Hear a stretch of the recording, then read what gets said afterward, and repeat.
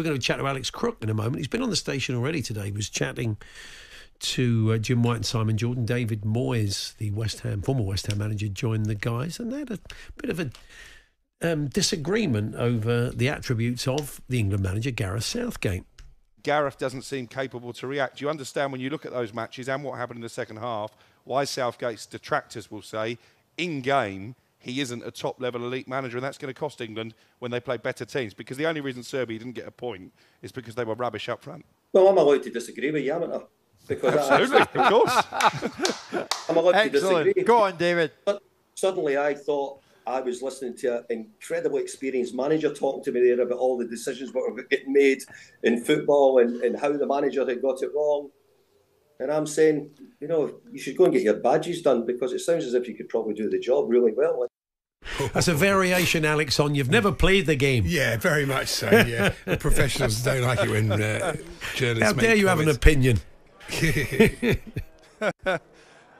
Absolutely. Good afternoon, guys, first and foremost. But yeah, it was a bit of a spiky conversation, but yeah, I'm not sure that David's argument necessarily holds water. Is he telling us there that every England fan who buys a ticket at these Euros, everybody watching and listening at home, can't have an opinion on Gareth Southgate's team selection because they don't have their badges? I'm not sure about that.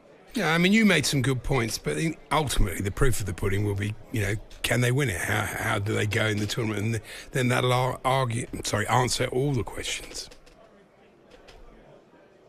Yeah, absolutely. And listen, England aren't the only top nation, only one of the favourites to underwhelm so far this tournament. I found it very frustrating having tipped them up to win it. Watching Portugal last night, they made much harder work of beating Czechia than they probably should. Even France, I was there as they beat Austria, bar one moment of magic from Kylian Mbappe. I'm not sure there was much between those two sides. So history tells us tournament winners, the best teams in the tournaments, do slowly but surely grow their way in. But I'd like to see a little bit more from England when they played Denmark live on talkSPORT than we saw in the first game. 1-0 against Serbia, that's a good start, but I think they have to improve. They definitely have to improve, although the group, to be honest, I think is rather a weak group. But then when it gets to the next round, I think England will have to improve quite a lot. Yeah. That's my opinion. I think we all agree. Good luck for the game this afternoon. There you go. This Switzerland fan tells us England need to improve. I don't think he's got his coaching badges either, by the way. No. That was a very literal answer, very funny answer to the thing. Are there any Scottish players that can hurt you? Yes, Ryan Porteous. That was good. That was brilliant. And I liked him. He was kind of like Swiss Jim White, wasn't he? With a pair of mirrored shades on. I liked him. Still can't get my head around the cactus plant, but I've seen all sorts while I've been over here this week. But this is a brilliant area to hang out. You see all sights and sounds and all different nationalities really mingling together well. Good stuff. Just a quick one on England. We heard from Phil Foden yesterday, sort of talking about the role he has in the team. Thinks that relationship is going to grow. We saw in the early periods him and Bellingham dovetailing well. I mean, we want to see a lot more from him because we know how brilliant a player he is. So I thought it was quite interesting, some of the stuff he said.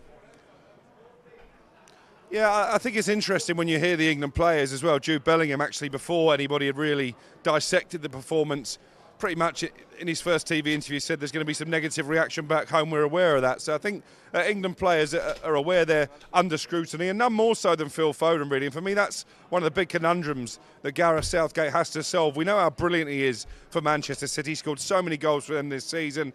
Football Writers Player of the Year, Premier League Player of the Year, City standout performer, obviously.